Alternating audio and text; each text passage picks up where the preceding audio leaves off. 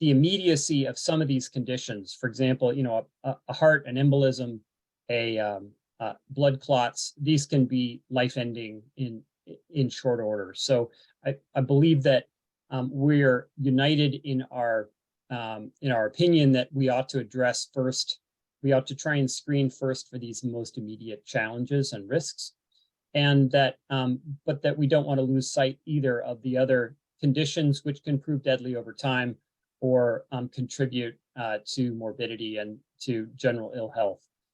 We've identified clinical tests that offer a high degree of sensitivity and specificity for given risk markers and for targeted conditions.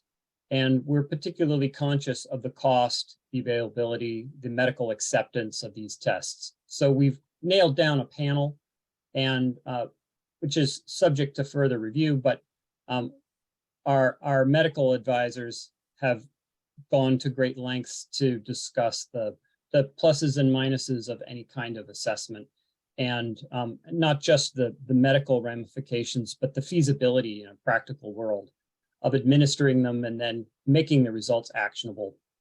And I'd like now to hand over the baton to my colleague, Steve Saborin. He's a consulting actuary specialized in healthcare, and he can share further insights in how what we believe to be small investments could yield significant returns. Thanks, Sven. So we're developing the testing to achieve outcomes and have it make economic sense. For the pilot, we're targeting a cost of under $200 per test.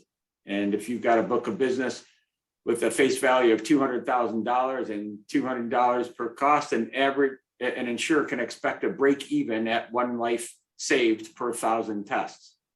However, our objective is to save 10 lives per 1,000 tests, which would yield more of a 10-to-1 return on investment. So once we get through the pilot and refine the testing based on what we learn from the pilot and get to scale, we expect to get the cost to closer to $100 per test, and this would cut the break-even point to 1 in 2,000, and the potential ROI to closer to 20 to 1 ROI.